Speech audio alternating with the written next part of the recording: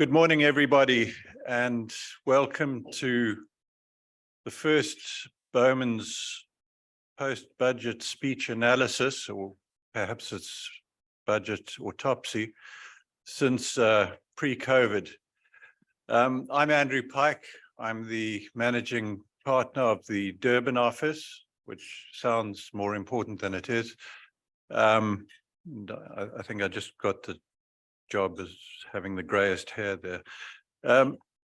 In any event, it's my very pleasant duty to welcome you all and to introduce our speakers this morning. Welcome to everyone here with us in person at the ICC, as well as to everyone who is online with us. We have quite a substantial online presence as well.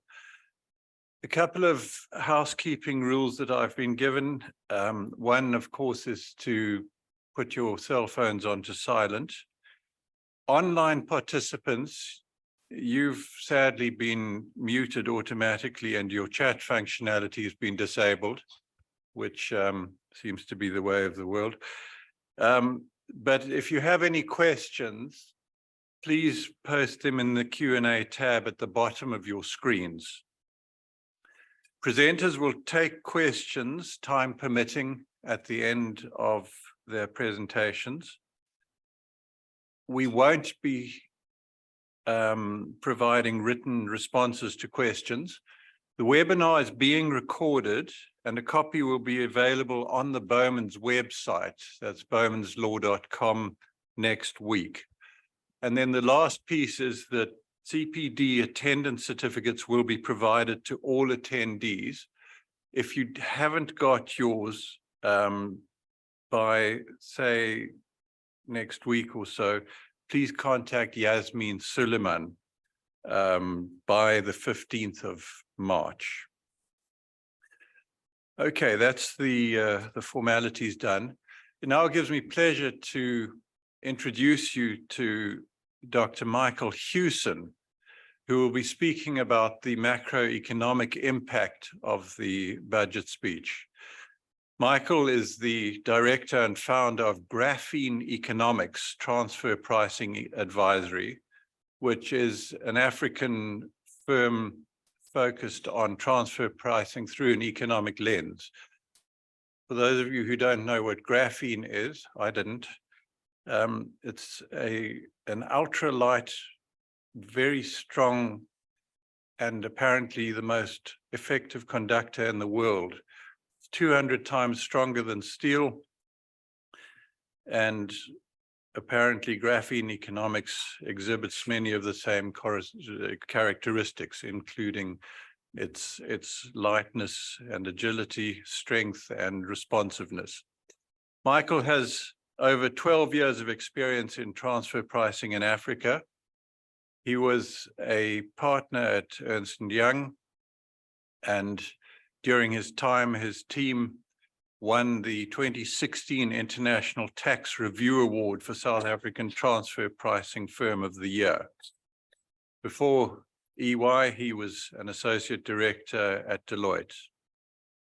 Michael has an MCom in financial economics, honors in econometrics, which I also had to look up, but I gather that it's a theoretical, it turns theoretical economic models into useful tools for economic policy making.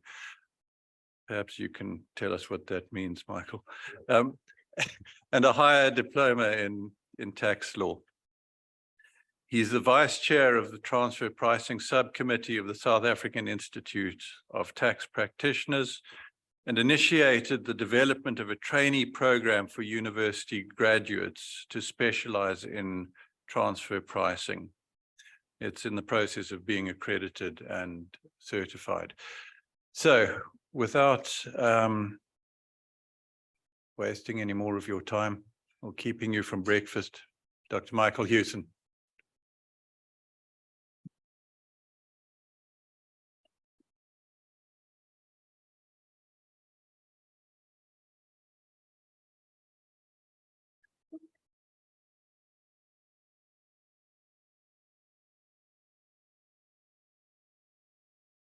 Good morning, ladies and gentlemen. It's really wonderful to be here with you in person. I must just add a quick anecdote. I'm unfortunately not the doctor in the family. That's my brother. I'm very much a happy mister.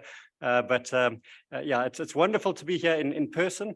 And yeah, I just want to really thank Yasmeen and thank Andrew and thank the team at Bowman's for hosting this event and for the very kind invitation to let me join. Also want to just greet the people that are joining us online. I know there's a number of people from Joburg and elsewhere, so good to be here with you this morning as we look to unpack the budget speech that was delivered by Finance Minister Enoch Godongwana yesterday, where he looked at the revenue and expenditure proposals and estimates. Now, I felt a bit like yesterday's budget was almost like watching a good movie. Now, you might say it's very tax nerdish, but good movie, you watch the first time around and you see and appreciate certain things, but it's when you watch it a second time or maybe a third time that you start to pick up subtleties that were conveyed in the budget speech. And I found that to be very much the case. So to appreciate what was said, I always think it's good to take a step back and appreciate the context within which the budget was delivered. So let us start by taking a look at the environment in which the minister had to deliver the budget speech. So in the center, you can see that the South African economy, and there's a few features that really are driving the narrative. We've had low economic growth for a number of years. The minister touched on three specific challenges. There's high levels of inequality, high unemployment, and high levels of poverty. And he said that this is fundamental and what we really need to address. And we need to do that by creating economic growth. And that economic growth, it needs to be driven by looking at strong macroeconomic fundamentals, ensuring that there's a competitive landscape for businesses to operate and for government to be providing really good services. So what we really need is an increase in production and increase in profit and distribution for the country. Now, this is all, it's outlined by global macro factors, as we've got on the top, and domestic factors at the bottom. So some of the global themes and factors that have been impacting South Africa include uncertainty, globalization, technology, inflation, and climate change. Sorry, I'm just going to stop my timer so I can keep track of time. On the domestic side, we've got a number of items that both the President in the State of the Nation address 2 weeks ago spent a lot of time addressing, and the Finance Minister had a lot of his points and proposals wrapped up to look to address this. It includes power, Eskom, electricity, transport and rail aspects relating to employment. So these are all supply side factors impacting the economy. And then there's the demand side factors. There's items like consumer demand, infrastructure spending, innovation, and regional trade. And I always think it's interesting, to what extent does the minister have ability to influence what's really happening? And that's what I'm wanting to look at today. Now, the Reserve Bank governor, we know he's got one main instrument to use, which is interest rates to drive in inflation. That's the main focus area for Reserve Bank. Treasury's got a number of income side levers and expenditure side levers. So the question is always, well, what should you be doing about corporate tax? Do you raise that tax rate? But do you do that, or do you focus on individuals tax, which is the biggest area of government revenue collections? Or do you focus on transaction taxes, which is a type of consumption-based tax? But what about the consumer that's battling? Do you look at other new taxing rights and ways of generating revenue? So that's all considerations on the income side. And then there's the expenditure. What parts of the economy do you look to stimulate? So I want to briefly touch on each one of these four important areas. So if we look at global factors. Now, a global factor that translates into what we've seen is a high degree of uncertainty. Now, Yasmeen, I always find it very interesting, and February is a very noticeable time in my diary each year because I have to think about what we're going to be discussing. And I've had the great privilege of being able to share a podium and platform with Yasmeen over the last 4 years. And every single year, without fail, there has been one or more really big issues that seemed like a huge issue for South Africa. So in February 2020, if you rewind back then, COVID was very much still a China issue. It was in China, not yet spread across the rest of the world. We had no idea that our world would change completely just 30 days later. But there was the looming threat of the Moody's downgrade because of concerns about the domestic environment. There was Eskom, there were challenges with electricity, global supply chain disruptions and pressure starting to mount there. Fast forward 2021, we were all talking about the COVID impact, relief measures that were going to be introduced, that were being introduced globally and continue to be introduced in South Africa. What's the impact of that? The talk about the impact on revenue collections, etc. There was again focus on Eskom and other SOEs joined the discussion as well. Global supply chain disruptions started to bottleneck as we went on. In 2022, again, similar state-owned entities and Eskom, the emergence from COVID. Then there was the July unrest that had a really significant impact. A bit later than that year, there was the Russia-Ukraine war, which started to have a big impact. Rising global energy cost and inflation, and we see each year, without fail, there's something else. But what I find very interesting is if we look at the larger global context, so if we look at global uncertainty, and what you can see here is there's a graph from the World Uncertainty Index, and this shows that how uncertainty has increased significantly over time.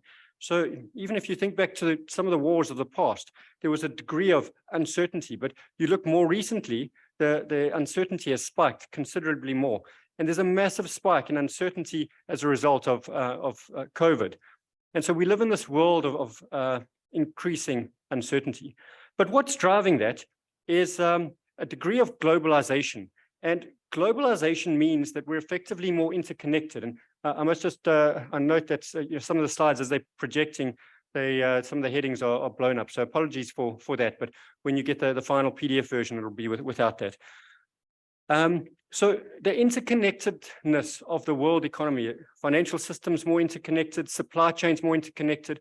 So we've got, you can get a cup of coffee, where the coffee beans have been obtained from a country in South America or in parts of Africa. They might be roasted in another country. They are sold in a completely different country. There's intellectual property in terms of branding and know-how. There's funding from other markets. So what this means is your cup of coffee that you might be enjoying, the price of this and the availability of a particular flavor could be influenced by supply chain disruptions in a completely different market. So great levels of interconnectivity means there could be efficiencies, but could be significant disruptions as well. You may or may not have seen this this advert recently. I found it very interesting. This is Checkers 60/60 looking to advertise to consumers in the UK. And I thought, now this is fascinating. Previously, if you wanted to buy something from Checkers, you would need to be at a store in South Africa to buy it. But now you can be sitting in the UK and you can be buying items online for family and friends in South Africa. So the use of technology has meant that value chains and supply chains, markets are in different places to where the buyer might be. Globalization has also had an impact on working environment. We know, that there's been a big shift in being able to work remotely, whether it's in the same country and in many cases in different countries as well. And this has brought about various tax considerations. Are you creating taxable presence in other countries? But how do you work? And there's a concept of outsourcing where you can have someone based in a particular place and outsourcing work to someone in another country. It's interesting that the Minister of Finance, he touched very specifically on the concept of outsourcing and some of the tax considerations giving rise to outsourcing and to what extent it's reasonable to outsource to another country. So all of these global trends influencing to one way or another some of the points raised by the Minister of Finance yesterday, sometimes in the subtle subtext and sometimes in the larger, more important items.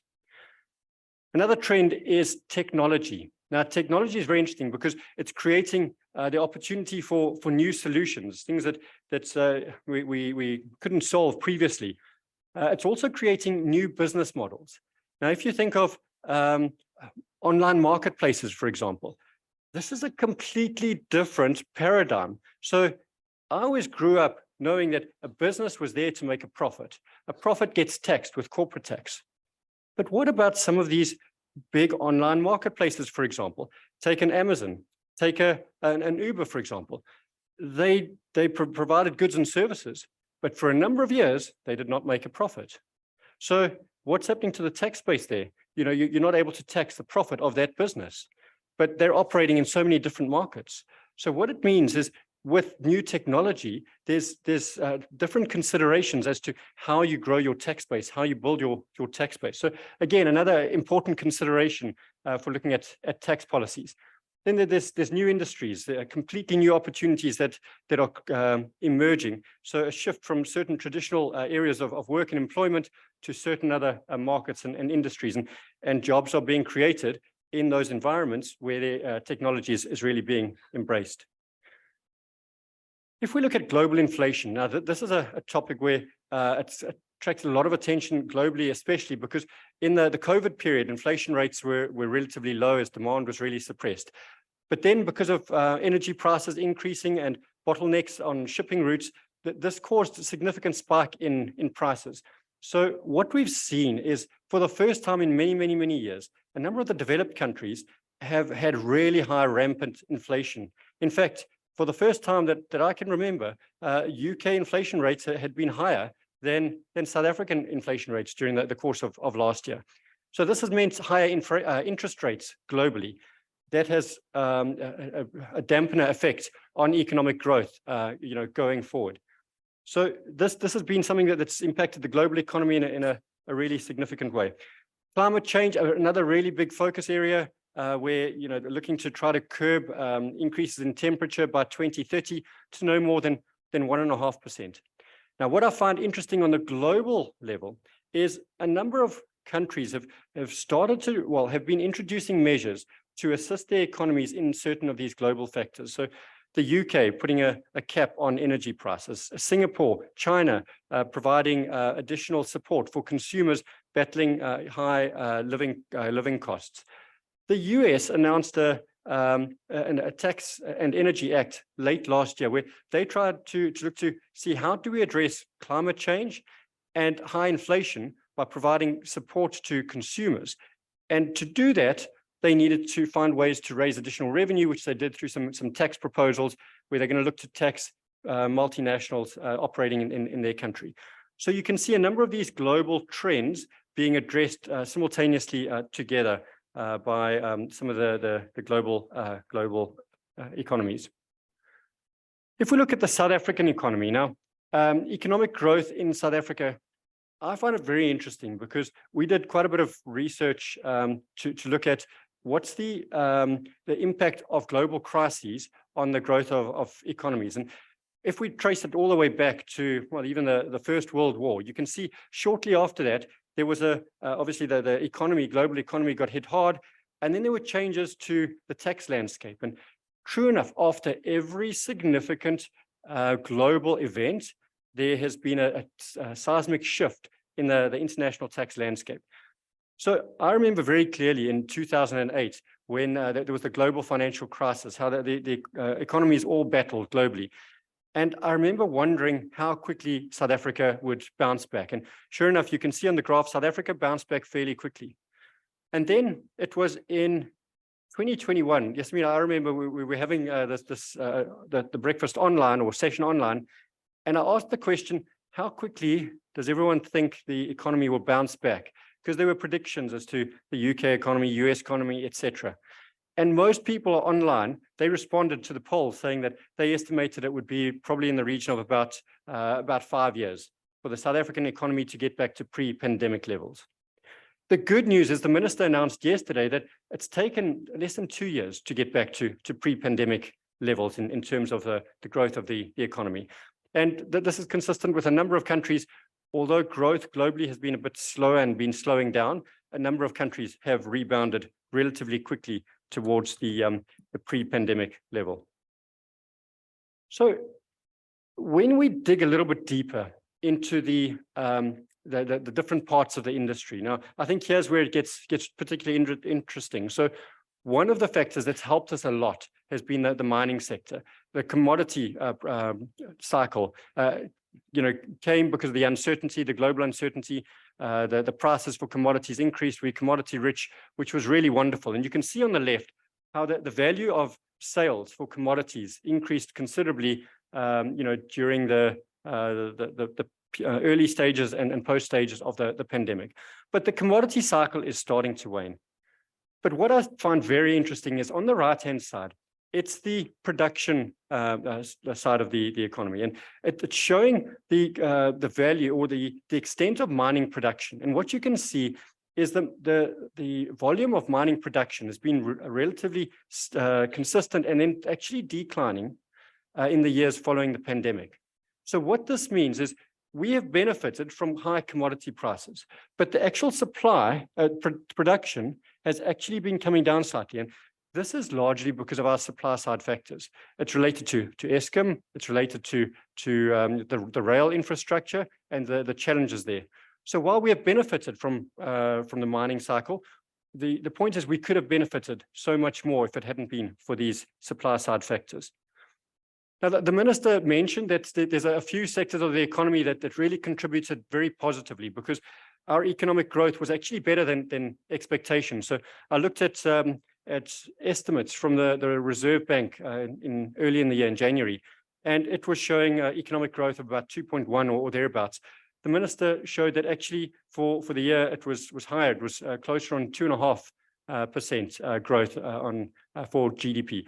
So that's really positive. And he pointed to a couple of sectors. He said agriculture in particular came to the party, and that really helped. Obviously, the mining sector continued to contribute. And then the financial services sector also helped quite a bit. But there are certain other sectors of the economy that have continued to battle. And you can see accommodation as an example, still below pre-pandemic levels. When we look at international trade and the globalization of economies, an important factor that comes to mind is the imports and the exports. Now, this is really fascinating because this was a narrative that wasn't particularly mentioned in the budget speech, but it impacted some of the comments that were made.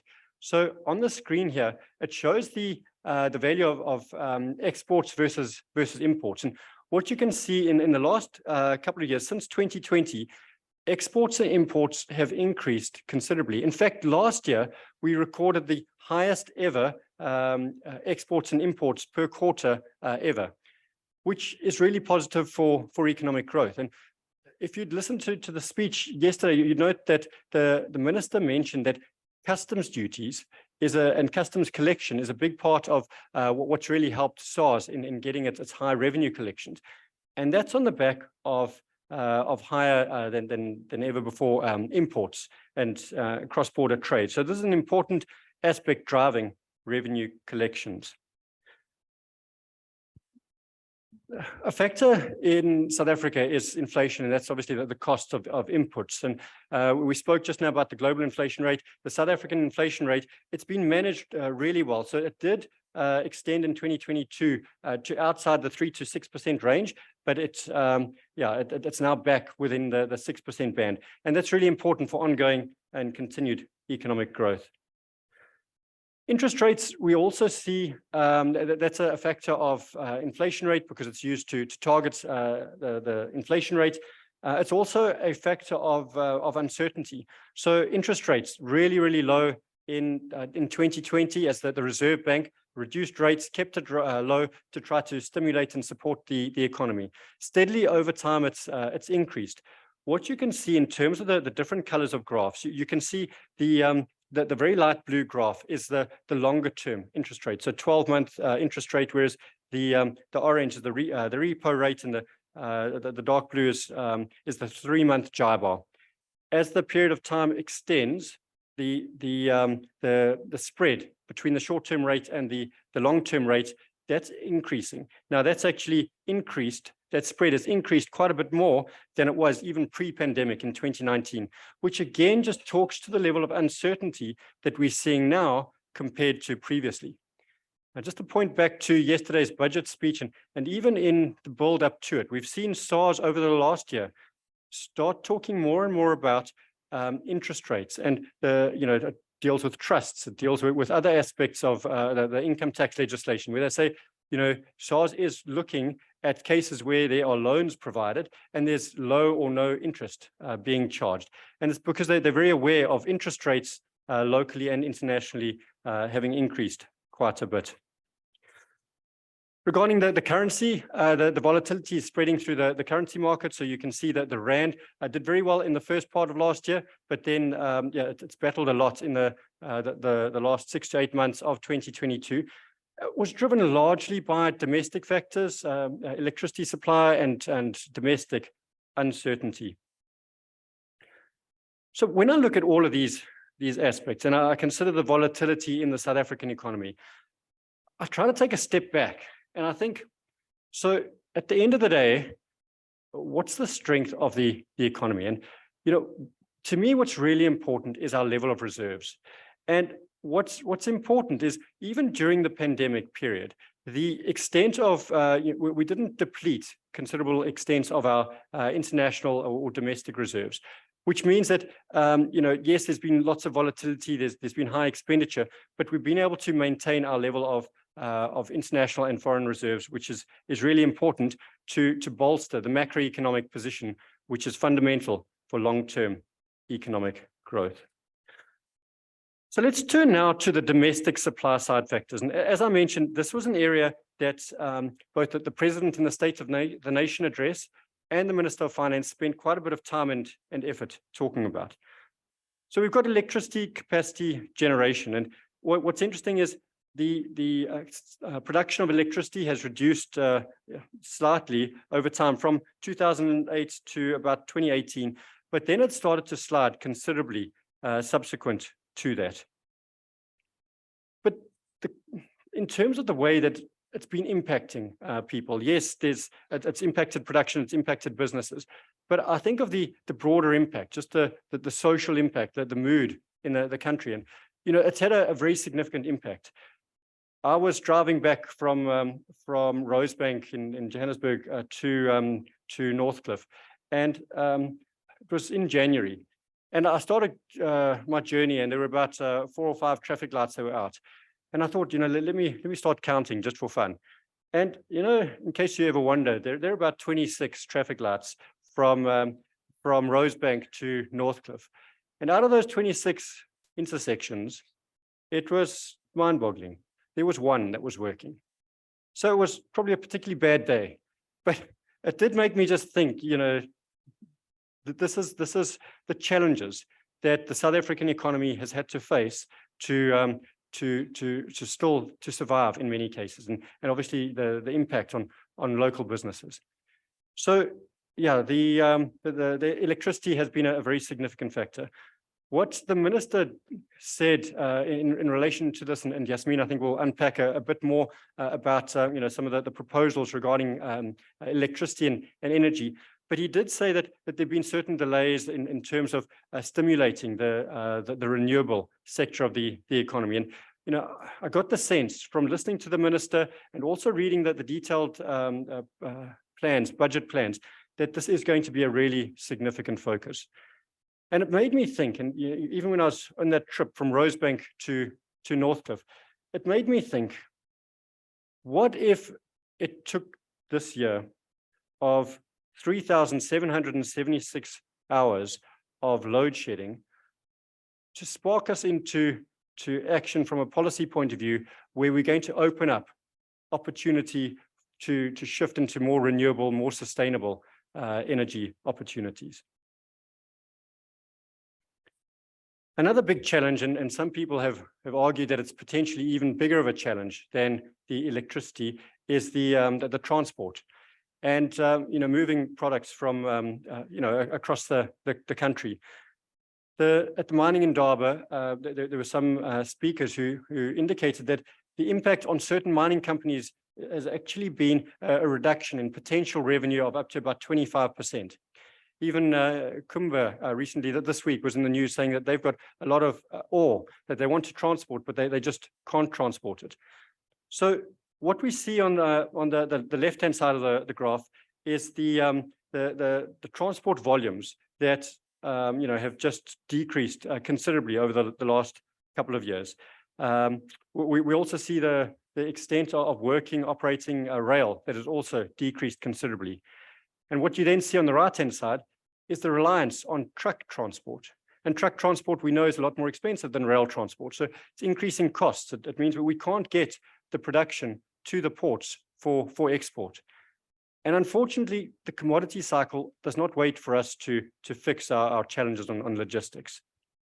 So this is another really important item. I found it interesting, there was a lot more focus on electricity, and maybe there's more immediate solutions there than on the logistics and rail. So I'm hopeful that in the coming year, we will start to hear more about potential solutions on transport. Another important factor in South Africa is unemployment. So the levels of unemployment, it spiked considerably during COVID. The minister mentioned yesterday that there were about 2.3 million jobs that were lost during the COVID period. About 1.6 million of them have been regained. Some of that is new job entrants, and some is existing or previous job seekers finding work. So there's still a big gap in terms of, and our unemployment is really very, very high. It peaked at about 35%. It's recovered, well, not recovered, it's come down slightly as the economy has created a few more jobs. What I found interesting is on the right-hand graph that this is unemployment in the private services sector. So you can see the private services sector, that it's still battling, and it's showing the rate of jobs and still below pre-pandemic levels. What's interesting is most of the recovery of jobs, from pre-pandemic level, more of that has been in the public sector than in the private sector. And so I think it's just another indicator that the private sector is continuing to battle as a result of, yes, COVID, but the supply side factors that have hampered things quite considerably. If we then move to the demand side, now it's an interesting point that the minister mentioned that, because of the global challenges, and I mentioned global uncertainty, high inflation leading to increase in interest rates globally, that puts a dampener on global demand. That's meant that it's been important to stimulate local domestic demand. So that can come in various different forms. It can be in infrastructure spending, it can be in innovation, so stimulating the demand for the types of products that we're producing. Can be regional trade, opening up the borders, and it can be consumer demand. So in terms of infrastructure spending, the minister mentioned that 134 billion of infrastructure spending is in the procurement process, 232 billion is in construction, and 3 billion has been completed. And this is largely for critical infrastructure in water and sanitation, energy and transport. So it's really positive that there are plans for this infrastructure spending. I think it's going to be particularly important for the construction sector, which the minister alluded to is battling in particular. In terms of innovation and regional trade, there was more said in previous budget speeches as to what's going to happen. I was hoping that there'd be more specifics regarding the Africa Free Trade Agreement and perhaps talking about revenue sharing that would and how that would work. But there was very little that was said in terms of that. What the minister did focus on is how support can be provided to the consumer. And I think Yasmeen will touch on some of those proposals that will specifically address the support for the consumer. So in trying to achieve the objective of economic growth, which we said at the outset is fundamental in what the minister needs to do, what do we need to do? And the minister alluded in the speech to two reports that have been produced by the United Nations covering the period after the last global financial crisis. And these, and one of these in particular, look to answer the question of what caused our low levels of economic growth. Now, I found it interesting because the report looks at three different things, and it says, was it an external narrative that caused our low growth?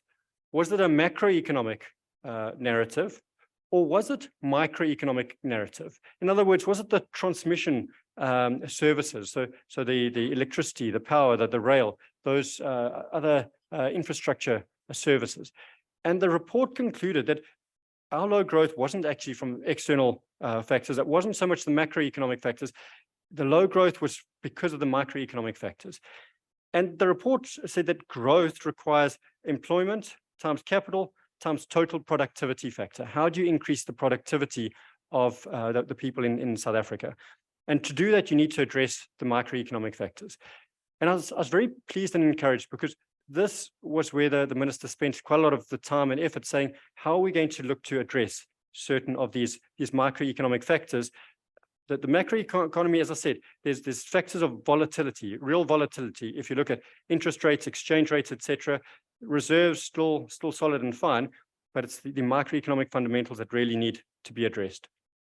So this brings us full circle back to the question I asked up front. Which levers should the minister use? So in terms of the income levers, you'll see that I've changed them to green. The minister did not pull any significant levers down. He did not make any massive announcements about big corporate tax changes or VAT rate changes, but he did turn the dial on a number of these facts, on a number of these items. And I'm going to leave Yasmeen to unpack the specific points in more detail. Just one that I would touch on is, I spoke a bit about globalization and the impact and changing business models at the start. The minister put almost a placeholder in the detailed budget analysis, where he said that the OECD is looking at how to look at globalization and look at the tax impact of digitization of economy. And he said that there will be more discussions on and more announcements from the Treasury and from SARS during the course of the year. So that deals with the new taxing rights, but there was a bit of a placeholder that was in the budget speech.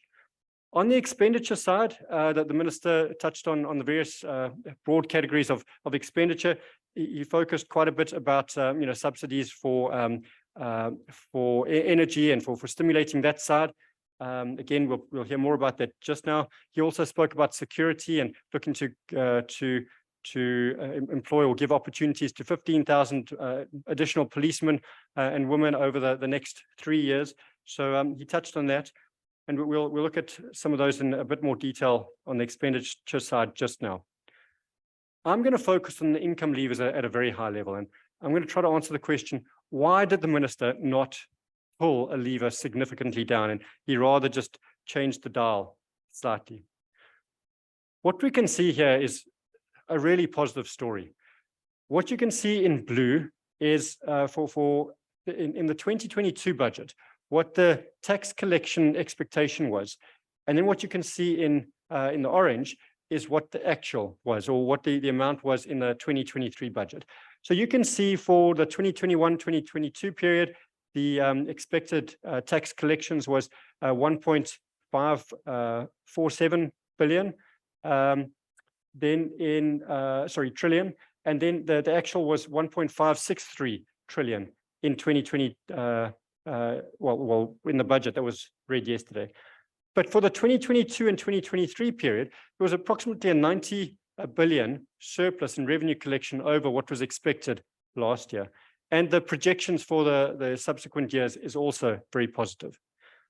Now, why this was so encouraging, you might remember I mentioned just now that the US is trying to address some of these global tax considerations by raising additional taxes to try to address things like climate change and support the consumer.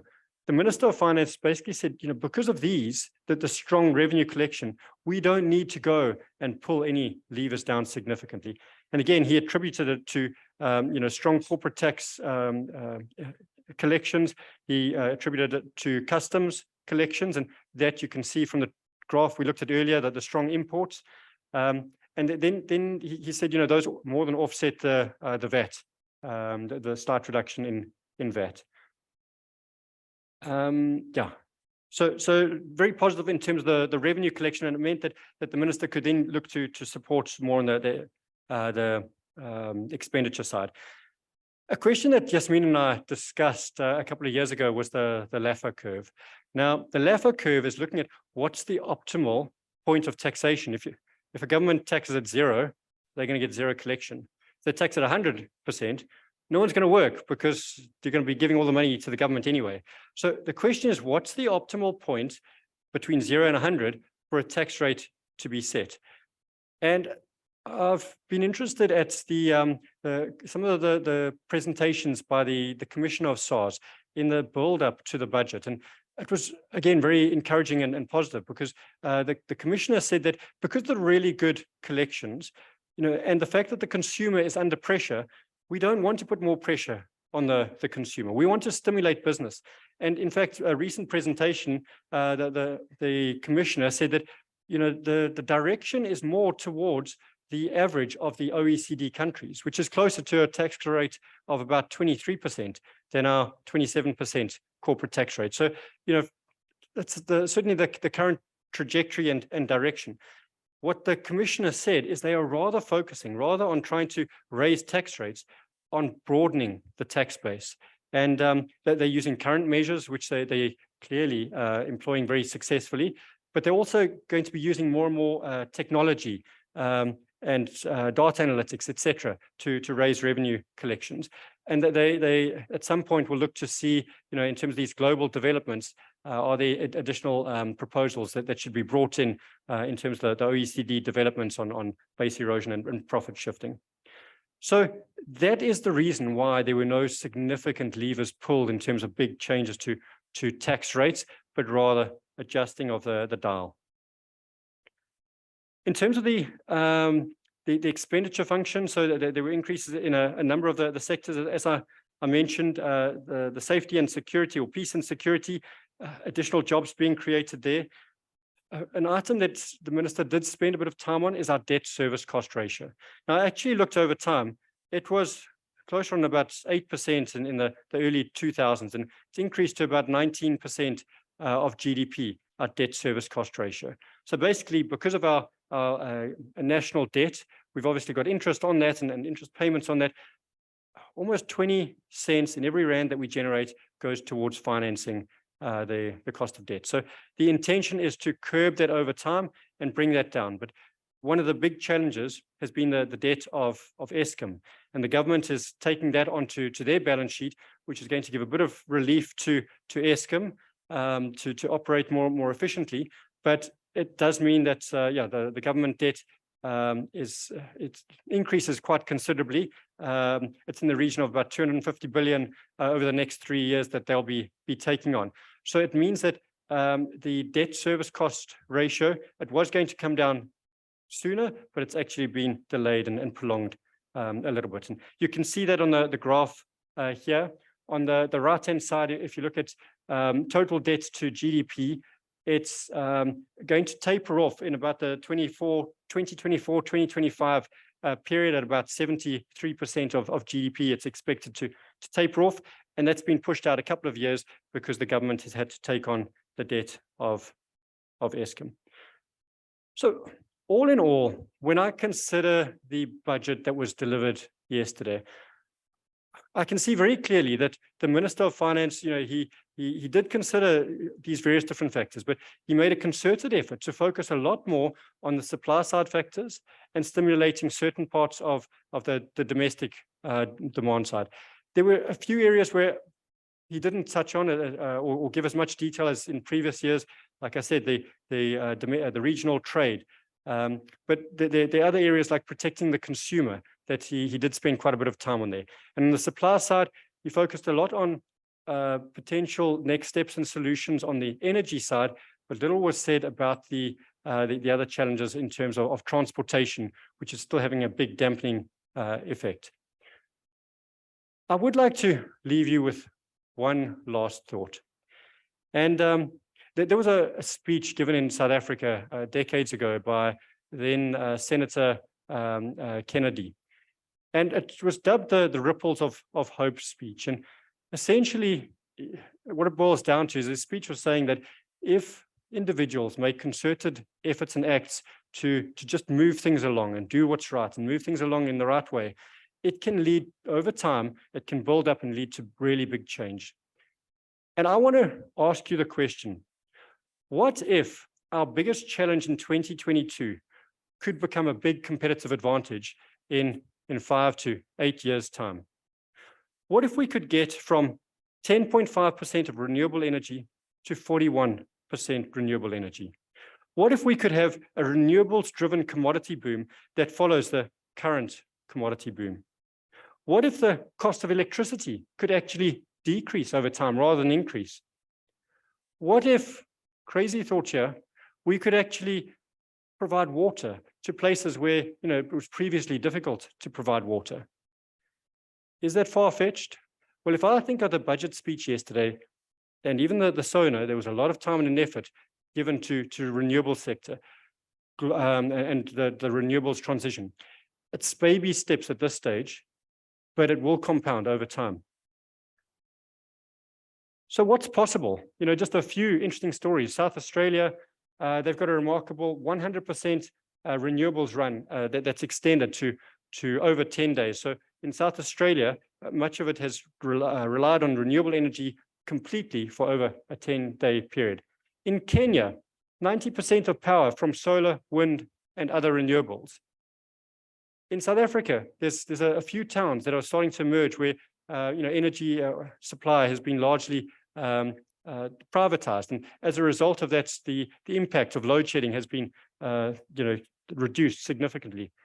I look at a map like this and I look at our potential, and you can see South Africa very dark, which shows that the photovoltaic power potential is really very, very significant in South Africa and a huge potential opportunity.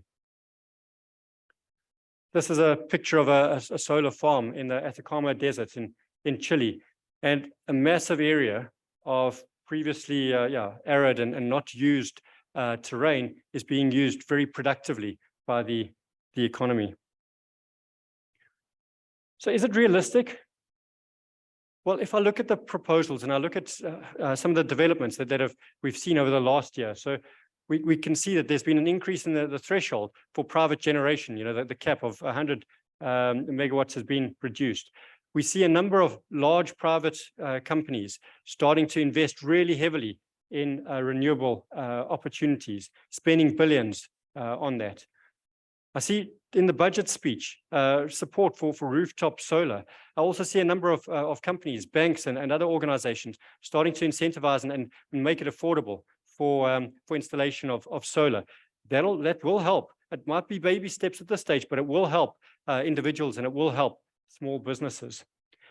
The Just Energy Transition Funds, there's $8.5 billion that's available if we're going to use and use it well over a 3 to 5 year period. One other thought, as I mentioned, technology, globalization, it creates new opportunities. This focus on renewables. China is busy building the world's biggest solar plant. And what's interesting for me and the opportunity for South Africa is that it's not going to use lithium-ion batteries. No, it's going to use a commodity called vanadium.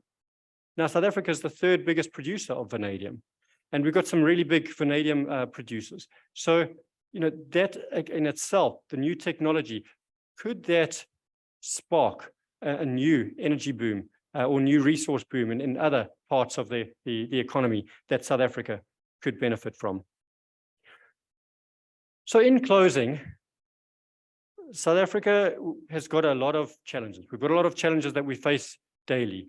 There's the electricity, there's other challenges.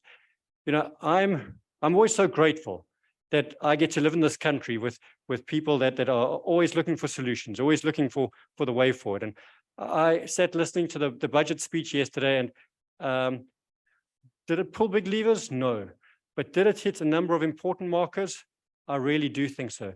I'm excited about the focus on trying to equip individuals, businesses, and companies to sustain themselves more in certain of the areas and to focus on a number of the supply side factors. On that note, I'm going to hand over to Yasmeen to take us through some of the more specific proposals.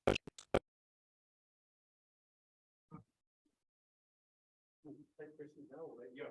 Can we take some questions now?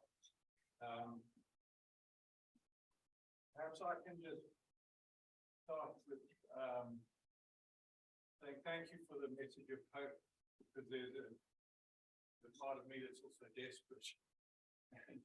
Listening to your story of your drive from Rosebank to Northcliffe, it occurred to me that if you had, 1 million people in the Johannesburg area all losing an hour a day, and in my world, that's a year of Bowman's productivity or more.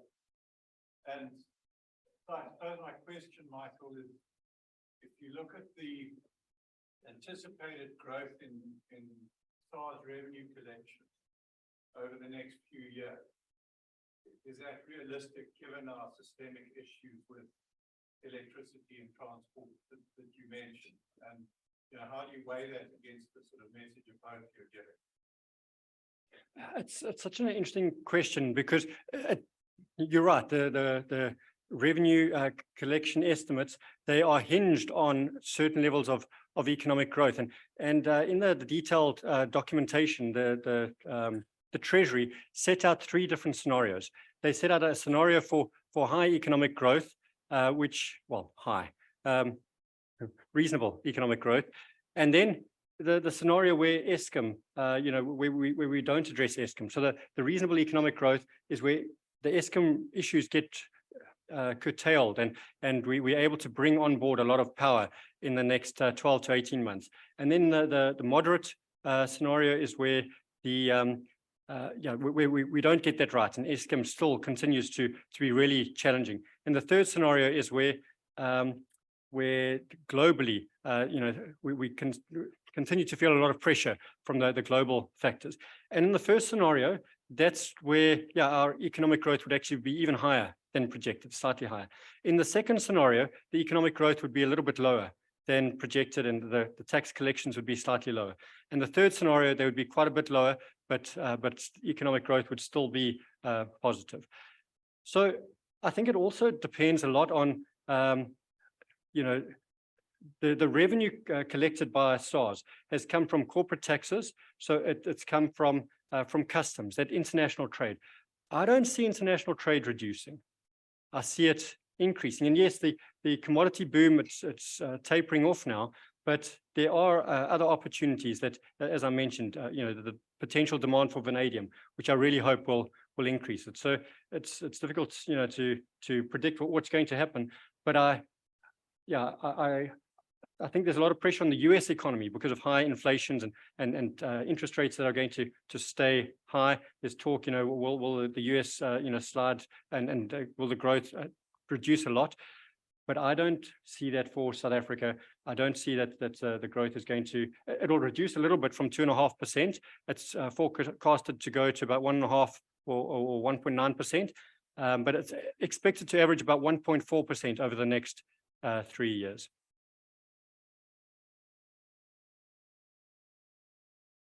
Are there any other questions for Michael?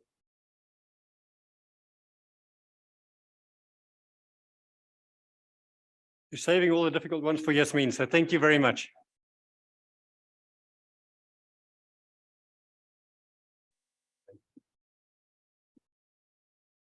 Thank you, Michael. That was some really interesting insights and great food for thought. It's now my pleasure to invite my Durban partner, Yasmeen Suliman, to the podium. Yasmeen will be speaking about the tax proposals and the nuts and bolts of yesterday's speech. Yasmeen is a partner in our Durban office and has a thriving tax practice with her tax team all sitting here, and I hope you will take the time to meet them whilst you're here. Yasmeen has over 20 years experience in tax and specializes in assisting companies with SARS audits, dispute resolution, advanced tax rulings, and a lot of other stuff that is way beyond me. She really is a tax guru, and every time I've ever had any sort of challenges to run by her. She's just impressed me incredibly. Yasmeen previously headed the KwaZulu-Natal tax practice of KPMG, where she led a multidisciplinary team. She also spent time as an integrated field auditor at SARS.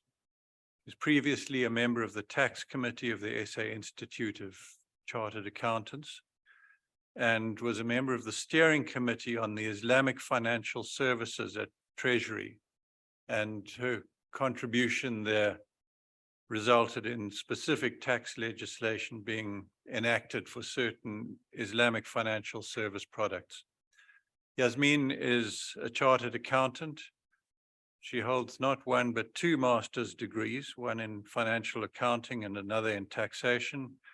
She has an advanced certificate in VAT and a bachelor's degree and postgraduate diploma in accounting. Yasmeen.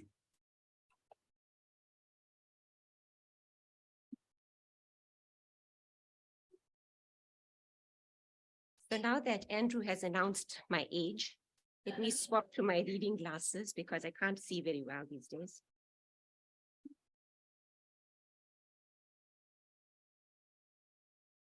So I do like presenting with Michael. You all look very hazy at the moment because my reading glasses are on. I can't see you very well, but I assume you're paying attention. I like presenting with Michael because he's always so optimistic. He reminds me a lot of my husband. He's always glass half full, always rounds up the good news, rounds down the bad news. I feel like the Wicked Witch of the West. I'm here to disabuse you of your notions. I'm going to tell you the real stuff. So in the budget speech, the minister mentioned that there was no major tax proposals, and that's true. Over the last few years, we've had a few major proposals, for example, the decrease in the corporate tax rate and so on. But this year, there's not too many big headline proposals, but there are some significant changes that you should be aware of. But before I get into it, I just want to talk a bit about something that's been quite topical in the media, on social media particularly. This whole idea of ChatGPT, artificial intelligence is coming to take over the world. I received a list of all the various professions that are going to be replaced by artificial intelligence because real intelligence doesn't work anymore. Luckily, tax advisory service is not on there. So you're going to need me even in 10 years' time. Right. So in my old age, I went onto ChatGPT and I typed in, please give me an ode to taxes. And I mentioned SARS as well. And this is what it had to say. And you can see clearly that ChatGPT has been funded by SARS because it's only positive. Right? So what I'm going to read this poem. Taxes are the dues we pay to keep our society at bay, to build roads and schools and parks, and support our nation with good marks. But when the tax season comes around, it can feel like we've been drowned in a sea of paperwork and forms and calculations that swarm. And then there's SARS, the tax man who enforces the tax plan to make sure we all pay our fair share, to pay our share and keep our finances fair. It's not always easy, that's for sure, to calculate what we owe and more, but it's important to remember why we pay our taxes lest we die. Without taxes, our nation would fall, our schools and roads not built at all. So let's embrace our tax and SARS and fulfill our duties as good citizens. Yeah, I don't know, huh? There's no mention here that of the wastage. And I'm sorry to say, a lot of our tax money does get wasted. We're all aware of it. We see it frequently with all the headlines about corruption and all that lot. And I don't see that, I speak to a lot of people across a wide spectrum of taxpayers. And a lot of taxpayers do tell me that they feel it's a grudge purchase. For every rand that we probably put into the fiscus, a good chunk of it does get wasted along the way. I don't think it's all positive news, unfortunately. When it comes to taxes, it really is, it's more a case of we have to be compliant just to manage our own risks rather than being, good citizens. But let's move on to the nuts and bolts of the budget. Where will the tax come from this year? And you'll see that the vast majority at least 36% of our tax collections come from personal income tax collections. The next, the second biggest tax collection item is VAT, and then corporate tax follows that. Now, certainly corporate tax has improved over the years, but it's still a relatively small contributor to the overall tax base. Most of the money collected by the fiscus comes from you and I, right? Now, there's some changes that I'm going to talk about later, but one of the things that we must understand is that our personal tax base is going to be shrinking over time, and primarily due to immigration and factors like that. So we must be aware that it's not only, while it looks good now, it may not necessarily be the same kind of ratios that we're looking at in the future. Now, what is the impact of the tax proposals? Michael mentioned that our tax collections were far better than expected. At least, well, he mentioned 93 billion, but that 93 billion overrun was on last year's budget speech estimate. Actually, the collections for this year is expected to be 10 billion rand more than that. So 103 billion rand more than it was expected last year this time is going to be collected, right? So that's quite a big chunk out of the economy that's going into the fiscus. The question is whether it's going to be spent in the right way. Now, estimated revenue for 2023 and 2024 is going to be 1.7 trillion rand, almost 1.8 trillion rand. And that's a significant amount of money, if you think about it. I mean, a few years ago, I remember when, SARS collections broke the trillion rand mark, it was a big hoo-ha. We almost at the 2 trillion mark now. Overall tax relief is slated to be 13 billion rand. And primarily, it comes from cuts in personal tax by increasing the brackets by the full amount of inflation. The revenue foregone there is 15.7 billion rand, which the fiscus won't get because of inflationary adjustments to the brackets. The general fuel levy and the road accident fund levy has not been increased. And I think that's right. I mean, if you look at our fuel bill, and I'll show you the stats later, if you look at our fuel bill, a big chunk of our fuel bill still relates to fuel levies. And given the increase in cost for fuel over the last year, particularly, I don't think there's much room for additional taxes to be imposed. I think it would have caused a riot, another riot, if further taxes were imposed. Then there's a big push for renewable energy, and I'll unpack that in a bit more detail just now. Then looking at tax as a percentage of GDP. If you think of every 1 rand that we generate in our economy, 25.4% of that goes to SARS. Right? That's quite a big amount that gets taken out of the economy. Our tax buoyancy is shown to be 1.42.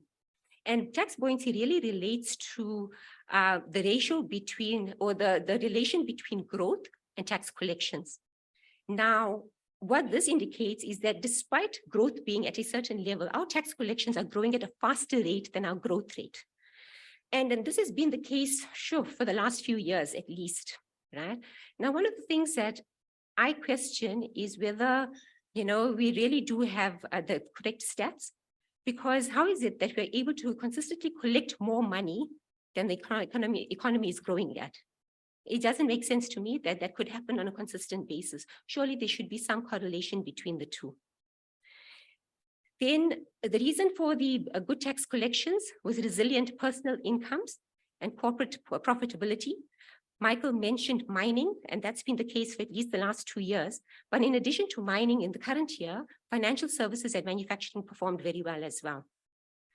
And one of the comments that the minister made in his budget speech is that South Africa is benefiting from more efficient and effective tax administration that is building trust to increase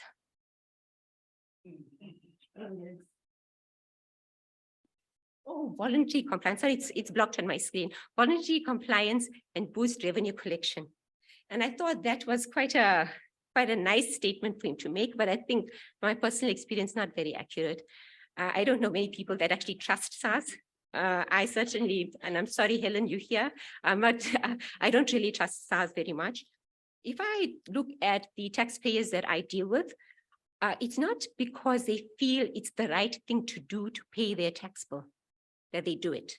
It's not because they feel that the money is going towards social services, building railroads, bridges, dams, and whatever, that they pay their tax bill. It's not the carrot, it's the stick. Right? It's the threat of penalties being imposed if you don't get it right. And a lot of SARS collections of the last few years, at least from the audit activity, has come from penalties being imposed. So a lot of my clients, when I talk to them, it's really about managing their risk and not being exposed to penalties and interest and that sort of stuff, rather than doing the right thing. And the reason for that is because most taxpayers do understand that a lot of their tax money does get wasted. Right? So unfortunately, I don't think it's the carrot that's working at the moment, it's more the stick. So before I get into the detail of personal income taxes and so on, I want to talk about the solar tax incentive, because that's the sort of like a lot of hysteria had been built around it over the last 2 weeks. Now, I have to confess, a few days ago, I was talking to Andrew, and despite the announcement made by the president in the SONA, I did express some reservation about whether this incentive would be announced at all. Right? And there's a couple of reasons for that. Well, let me tell you what the incentive is about, and then I'll share my reservations with you. So the incentive is available to individual taxpayers for domestic purposes at a private residence. Whether you own that residence or you rent it doesn't matter. But as long as you're putting a solar installation in, you can qualify for this incentive. It's a rebate against the tax liability. So it's not a deduction. So you don't take the cost of your solar panels and multiply by your marginal tax rate. You take the actual cost of it, multiply by 25%, and that's the deduction you get directly off your tax bill. Right? So it's directly off the bottom line. Now, what it applies to is new and unused solar panels that you bring into use from the 1st of March 2023 until the end of February 2024. And the maximum deduction of your tax liability or reduction of your tax liability is 15,000 Rand. Now, it can be a new installation, or if you've got an existing installation, it can be an extension of that. So if you want to increase your capacity to generate solar power at home. But what doesn't it apply to? It doesn't apply to inverters and batteries, right? The panel itself must have a minimum capacity of 275 watts. You must have a certificate of compliance, so you can't get a fly-by-night electrician to install it. You have to get a proper company to do so. You must have a VAT invoicing specifying the cost of the panel separately. And you must have proof of payment, right? And then sorry for those who have installed solar capacity already. Sorry, you've missed out, right? The question that I have, well, there's a couple of questions, right? What if your tax bill is less than the rebate claimable? Currently, your primary rebates, your secondary rebates, your tertiary rebates, your medical tax credits, you can't create an assessed loss with that. Right? So if you earn, say, 150,000 and your tax bill is quite low, and your incentive that you can claim is quite high, what happens to the excess? Can you carry it forward or not? That's not clear. It's also clear that what this benefits is those people that actually do pay tax. So it's more your middle income and your higher income earners. It's not your lower end earners. And that's why I express reservations as to whether this tax incentive would really stimulate large sectors of economy. It seems to benefit really your high end or your better off taxpayers, should I say. And that's why I express some reservation, because the trend at SARS and the Treasury over the last few years certainly hasn't been to give incentives to people that generally can afford things. They've been, like, for example, your 12J allowances, because it benefited high net worth individuals more, they took it away, right? It didn't really give, your a lot of lower end taxpayers or the people that earned less any benefit. So, and that's one of the reasons why the incentive was taken away. The other thing that I don't think has been taken into account is that this is an incentive that's been provided by National Treasury at a national level. But what about your local authorities? I heard from someone that I know at the municipality here locally that if you put in a solar installation, the plan of the municipality is to charge you a higher tariff for your electricity that you use from Eskom. Right? So the left hand is not talking to the right hand. On the one hand, please put up solar, but I'll charge you for the electricity that you do use from the national grid. Right? I did hear of other municipalities that have said, because their revenue is going to reduce as a result of solar panel installations, they want to charge a minimum fee for electricity anyway, whether or not you're off the grid. Right? So what's the point? Right? The right hand, again, is not talking to the left hand. I'm sorry, Michael, for being the bearer of bad news. Then looking at personal income tax rates, I'm not going to go through this in detail, but remember what I said, all the brackets have been adjusted for inflation. I'm sorry that it's cut off. I think it's me. It's my slide, so obviously something's gone wrong. But when you do get the PDF version, I'm sure it'll be fine. So something I do want to just draw your attention to. The minimum tax bracket is still 18%.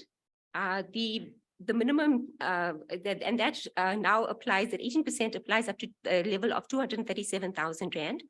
You have to be earning at least 1.8 million Rand to even fall into the 45% bracket. When this higher bracket or the highest bracket was introduced a few years ago, remember the threshold was 1.5 million. So it's now been moved up to 1.8 million, which is, I suppose, over the years, quite a significant change.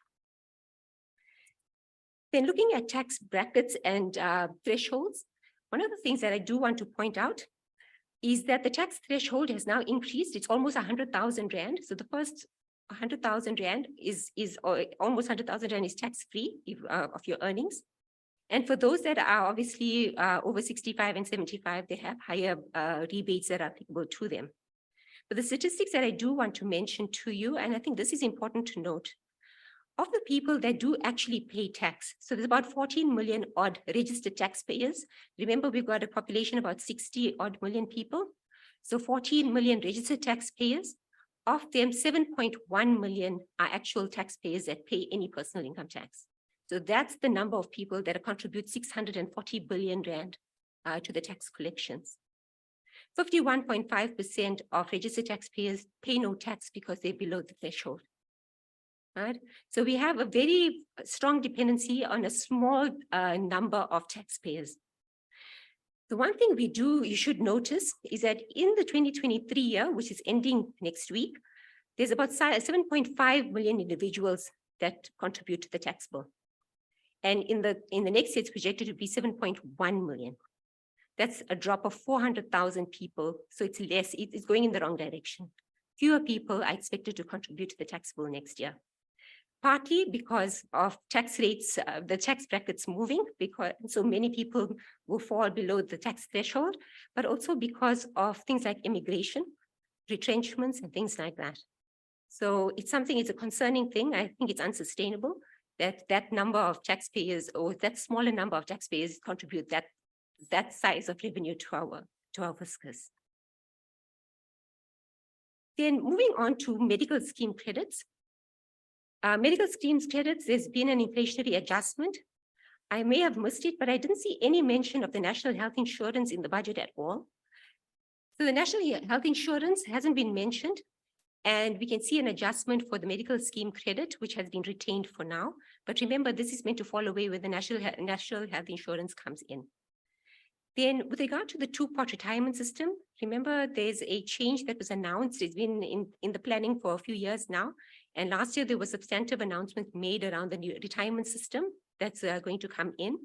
The first phase is going to take effect on the 1st of March, 2024. Then withdrawals from a savings pot taxable. So from the savings pot, if you want to access it prior to retirement, you're going to be paying tax to your full marginal tax rate. And the remaining amount that you do not withdraw will be taxed at retirement fund rates lump sum rates when you do exit the fund on retirement. There's still a lot of work to be done, and there's 4 areas that Treasury is looking at. One is seed capital. The other is defined benefit funds. The other is legacy retirement annuity funds, because remember, legacy retirement annuity funds, you couldn't do any withdrawals before age 55, and withdrawals from the retirement portion in the event of retrenchment. So a lot of people find themselves in financial hardship when they are retrenched, but they can't access their retirement funds necessarily. Right? And although it was mentioned in the SONA, I didn't see any mention of the employment tax incentive in yesterday's budget. Now, in terms of Annexure C proposals, now Annexure C is Annexure C of the budget review. It's a document that is published at the same time the budget speech is read. It's published on the National Treasury website. And that's usually where all the nuts and bolts and the actual, I would say, the devil in the detail, that's where those are hidden, right? Now, there's a few things that are proposed from a personal income tax point of view. For those people that are in the process of immigrating, in 2022, amendments were made to apportion the interest exemption and the CGT annual inclusion for those people that cease to be resident in a particular tax year. In the current year, they want to extend that to tax-free investment contribution limits, as well as your deduction for retirement fund contributions. So essentially in the year you cease to be resident, they don't want you to be able to make use of the full limits that are available to normal taxpayers. Then there was a very strange amendment, and Anushka and I looked at it a bit, and we thought maybe, I'm not sure if we're missing something here, or maybe a taxpayer found a loophole. It was related to the employer contributions to retirement funds. So normally retirement contribution funds made by your employer, we normally would treat it as a fringe benefit. And then in your calculation of the PAYE, you would take the normal deduction. Now, obviously, some taxpayers have been treating or claiming the deduction without necessarily taxing the fringe benefit. Right? We thought it quite strange because in the 7th schedule, there's a specific provision for taxable benefit for the employer contributions to retirement funds, but clearly there's a loophole that National Treasury wants to close here. Then a welcome change, I think a bit unexpected, but nevertheless welcome. With regard to retirement fund lump sum benefits, the tables that apply, remember it's not your normal tax table, it's a different table that apply to lump sums on retirement. All the numbers have been updated by 10%. So when you retire, your first 550,000 rands of your retirement lump sum will be tax-free. And all the thresholds have increased as well. I'm not going to go through that in detail. Then regarding withdrawal benefits, so before retirement, if you withdraw from your retirement fund, all those thresholds have been increased also by 10%. So the first, in this case, 27,500 rands would be tax-free on withdrawal from a retirement fund. Again, unexpected, but very welcome. Then trusts.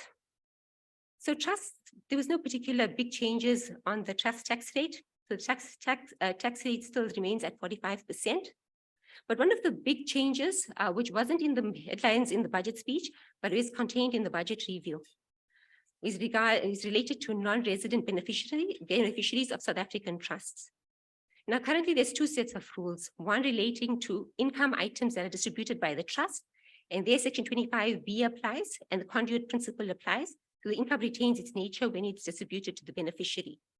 But when it comes to capital gains tax, CGT or capital gains that are distributed to non-resident beneficiaries are taxed within the trust first and then distributed to the beneficiary.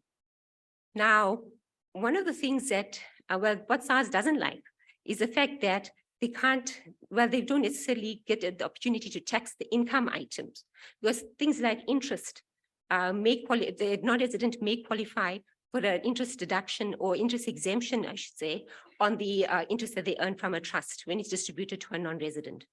And it sounds to me that what they want to do is align the tax rules.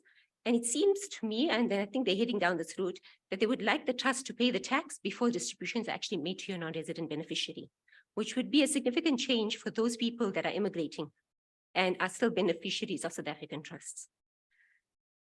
Then on Section 7C, remember Section 7C was put into place a few years ago to tax interest-free loans to trusts and to companies owned by trusts. There are some exclusions to it, and the one exclusion is related to primary residence, where the loan was actually used to acquire primary residence. But there is some misalignment between Section 7C and the definition in the 8th schedule of a primary residence. And what they want to do is align the two definitions. Not really any detail as to how that's going to happen. So we're only going to find out when the amendments are actually published in July. That's when we'll get to know what the actual changes will be. And then with regard to loans denominated in a foreign currency, I think there's a bit of uncertainty at present as to how and when those must be converted to rand. So they want to put specific rules for the conversion of those loans into South African rand. Then from a wealth tax point of view, CGT rates remain unchanged. So your inclusion rates for individuals, trusts, and companies remain the same. Estate duty, pretty much the same. Donations tax, the same. And STT, no changes proposed. But transfer duty, there's a welcome change. It's similar to the retirement lump sums that we looked at earlier on. Similar to that, all the rates on the thresholds have been increased by 10%. So a person acquiring a property, the value is less than 1.1 million rand would pay no transfer duty. Again, a welcome change, unexpected because I didn't hear a lot of noise in the market before the budget speech, but again, a welcome change and hopefully will provide some stimulus to the property market. Then incentives for business. So there's a couple of big changes, and the biggest one is related to the renewable energy incentive. So currently, if you're running a business and you've invested in renewable energy projects, provided they meet a certain threshold, so you produce electricity more than so many watts or whatever it is, then you can claim a deduction for the cost over a 3-year period on the ratio 50-30-20. But obviously your deduction is limited to your cost of those assets that you've invested in. So the incentive that they're putting in place for a limited period, it will be for a 2-year period starting from the 1st of March 2023. For those investments brought into use for the first time from the 1st of March 2023 till the 28th of February 2025, you can claim 125% of your cost as a deduction in year 1.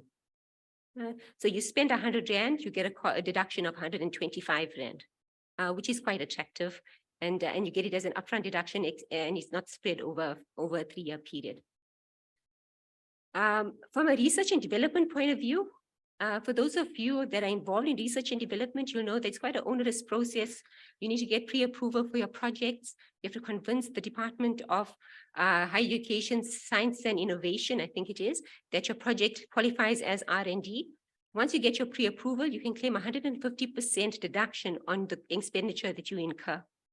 Now, that particular proposal has been quite beneficial for many taxpayers, especially those that are involved in large ongoing research and development projects, especially those that need that research and development for their business to survive. Now, the 150% deduction, it looks like they want to retain that. There has been positive impact to the economy as a result of this incentive. And the intention is to extend the incentive for 10 years from the 1st of January 2024. So it's going to be with us for a while yet. Now, the changes that are coming through, that's going to be a bit different from the current rules, is that there's a 6-month grace period to apply for pre-approval of projects. So currently, you can only claim a deduction for expenditure incurred from the date that you actually submitted the application. So if you incurred expenditure before you submitted your pre-approval application, unfortunately, that doesn't qualify for that enhanced deduction at the moment. But going forward, there's a 6-month grace period, because I think there's a recognition that sometimes you don't know when you're embarking on a project that is actually going to be successful. Right? So as long as you're within that 6-month grace period, it looks like that expenditure would still qualify for deduction, but obviously you have to get the pre-approval first before you can claim the deduction. The second thing that's going to change is to make it very clear in the legislation that the R&D must be aimed at resolving a scientific or technological uncertainty. Because at the moment, this is not explicitly stated in that legislation. And then they want to refine the definition of R&D to make it simpler. There's going to be less emphasis on the output of the R&D. So not so much emphasis on whether you create an invention or come up with a functional design or some kind of IP that can be registered, but more on input. So how do you conduct that R&D? So not only must you be resolving a scientific or technological uncertainty, the methodology you use must be novel, uncertain, systematic, or reproducible. So you must have those characteristics in the way you conduct your R&D. And then they're going to relax the rules for the exclusion for internal business processes, because there's a recognition that there is innovation required for those processes as well. That does add to the economy. Then with regard to Section 13 Quad urban development zone allowances, these are the allowances available for buildings that are within your your inner CBD areas and so on. And there's enhanced deductions are available for either new additions or new construction in those zones. That particular incentive has been under discussion for a while. And one of the problems has been is that the municipalities haven't been providing the information that National Treasury requires to assess whether that the incentive is working or not. So it's been extended for a further 2 years to the 31st of March, 2025. So those taxpayers that invest in the CBD and in your major cities will probably still, still benefit from additional projects. Then from a corporate tax perspective, again, an extra C proposal. So this was hidden away in the budget review document. It wasn't necessarily mentioned in the budget speech itself. One of the big changes that have happened over the last few months is that SARS announced that old practice notes 31 and 37 would be withdrawn. Now, practice note 31 refers to the deduction of interest in the context where an entity is not trading. It was SARS practice to allow a deduction of interest incurred up to the level of interest income received or accrued. So that was withdrawn, and then it left a little bit, well, it was going to be withdrawn from the 1st of March, 2023. The second practice note related to the deduction for certain types of expenses, for example, tax return preparation and accounting fees, and so on for those people, that require not actually trading, but use those kind of services for their tax submissions. So those practice notes were going to be withdrawn from next week. And through a consultation process, I think Treasury realized there's actually quite a few legitimate transactions that could be sort of jeopardized as a result. So I think there is an intention to actually put in legislation to cater for this. So rather have it in legislation than have it in a practice note that's lurking somewhere else at SARS. Right? Rather codify it so there's certainty, but it's going to take time to do that. So this consultation process needs to be followed. Legislation needs to be drafted. So the withdrawal of those practice notes has been delayed until that legislation comes in, which I think is welcome, because otherwise than this, we'd have quite a few sort of holding companies, particularly, that would be in trouble related to the interest deductions. Then a very technical change regarding third-party backed shares. The third-party backed shares are, shares that could normally be, like preference shares and so on. That have some security arrangements where third parties have secured them. And there's anti-avoidance rules currently that actually apply to recharacterize the dividends from those kinds of instruments as income, so fully taxable instead of being exempt. Right? There's exclusion in the legislation where those shares, those third-party backed shares, have been used to fund the acquisition of equity shares in an operating company. But I think what SARS has found is that while initially that may have been the intention for issuing the preference shares to acquire shares in an operating company, sometimes those operating company shares have been disposed of and there's no longer this qualifying purpose. So there's an amendment that, so that exclusion does not apply if you don't hold shares in the operating company any longer. In other words, the structure that you qualified for to get the exclusion must be in place if you want to continue claiming that exclusion, that benefit of that exclusion. Then from a contributed tax capital point of view, so this has been an area where Treasury has been quite active in the last few years. There's been many changes to the definition of contributed tax capital. And remember, contributed tax capital is the amount of equity that has been contributed by shareholders to a company, right? Now, there seems to be some anti-avoidance sort of activities that Treasury, or I would say SARS probably has picked up on it and has asked Treasury to draft legislation. There's going to be an amendment to address abuse for foreign companies that become resident in South Africa for the first time, and how that's contributed tax capital is measured. Because the way that, so what I understand from this kind of transaction is that international groups have been structuring such that they create large contributed tax capital for foreign companies that become South African resident. They receive dividends tax-free from dividend tax point of view, and then repatriate funds offshore without characterizing those as dividends. Right? So they're now aware of the scheme and want to close that loophole.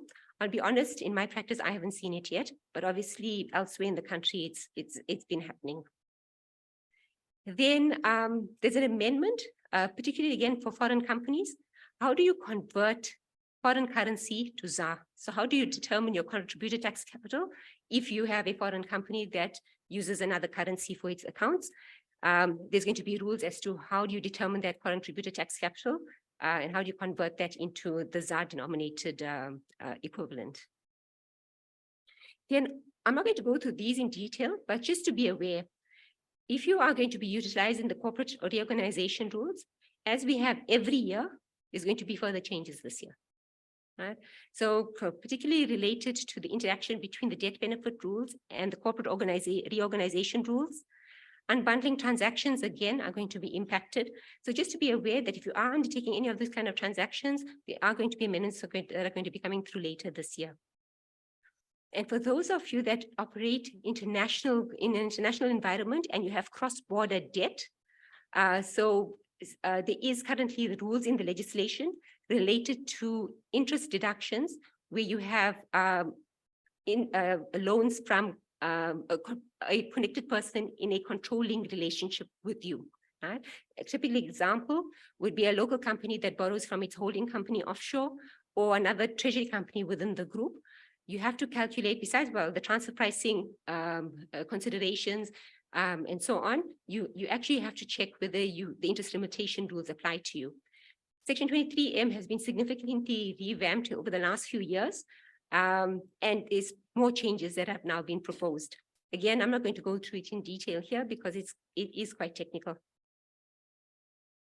Then from a banking point of view, there's a new deposit insurance scheme for banks that's been proposed. I think the legislation for it has been pretty much drafted. And essentially what it means is banks need to contribute to this insurance scheme to protect depositor funds. So in the event of a bank failure, depositors are protected and may get a certain amount of the deposits paid back to them. Now, we've had a few bank failures over the years, and being from KPMG, VBS comes to mind. So we were talking about the banking proposals. There we go, right. So we're talking about the banking industry and the deposit insurance scheme. So the deposit insurance scheme is a scheme that's been put in place where all the banks will contribute essentially insurance premiums into the scheme, and it's to protect depositor funds in the case of a bank failure. Not all your depositor funds, I think it's subject to certain limits. If I look at other countries and how this works, it'll be a certain portion of your depositor funds that would be guaranteed, and you'll get that back. We've had a few banking failures in South Africa over the last few years. VBS, as I mentioned earlier on, is a notorious one, but we've had a few others that have been on the brink as well, like, for example, Ubank. So I think it's welcome that this deposit insurance scheme is being put into place. The converse, or the other side of it, obviously, is that now that the contributions are going to be made by the banks, how should that be treated from a tax point of view? So will those contributions be deductible? And what happens when money comes out of those schemes back into depositor hands and maybe back into the bank's hands as well? Right? So those tax rules still have to be defined and be put into our legislation. Then very specialized area of banking will be your Sharia compliant financing arrangements, so your Islamic banks and so on. Andrew mentioned previously that, or earlier on, that I was involved in the drafting of legislation initially for this around 2008, 2009. So additional amendments are going to be put in to cater for other Islamic financial products in the legislation. And I think it's welcome because over the years, there's been developments in that area and the tax legislation has not necessarily kept up with that. Then from an insurance point of view, remember last year there were a few amendments that were made, primarily because of IFRS 17. It's a new standard that applies to insurance insurers, both long-term and short-term insurers. So IFRS 17 it comes in, but with it comes some peculiarities. For example, and this year the peculiarity relates to third-party cell captives who are regarded as, oh boy.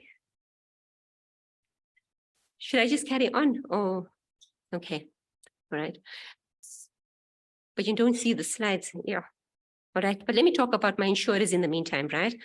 So third-party cell captive insurers, where they are treated as reinsurance arrangements for purpose of IFRS 17, but not for tax purposes. So there's going to be some amendments to exclude those balances when it comes to determining the cell captive insurer's taxable income. So the next item I want to talk about is international tax amendments that are coming through. The first is something that Michael mentioned earlier on related to the base erosion and profit shifting initiatives at the OECD, and particularly Pillar 2, which relates to the global minimum tax. I admit Michael's probably the better person to talk to than I am about this particular issue, but it's really related to those companies that are big enough to fall into this category. It'll be applicable to multinational groups with revenues in excess of 750 million euros. And essentially what the OECD is moving towards is for a minimum tax of 15% to be imposed on those types of groups, no matter which jurisdictions they operate in and which markets that, no matter where they're headquartered. So 15% tax rate would apply, even if they have operations in your so-called tax havens. During 2023, they expect that a draft position paper will be published by Treasury, and then draft legislation is going to be put into place in 2024. If I look at it from a Durban context, there's not too many of my clients that fall into this category of having this large a turnover. So most of you in the room probably wouldn't be impacted, but there are, I think in the online audience, there's going to be a few guys that would have been impacted by this kind of amendment. On foreign dividends, remember, foreign dividends are not automatically exempt. There are a few exemptions that apply, and particularly what we call the participation exemption, but it's subject to certain exclusions. And one of those exclusions is that if there's a scheme where, I'm talking about the second bullet point now, but where there is a scheme where money or an amount is deducted in South Africa, a deduction is created in South Africa, income is earned by a foreign company, and that comes back as a foreign dividend into South Africa, the participation exemption is not available.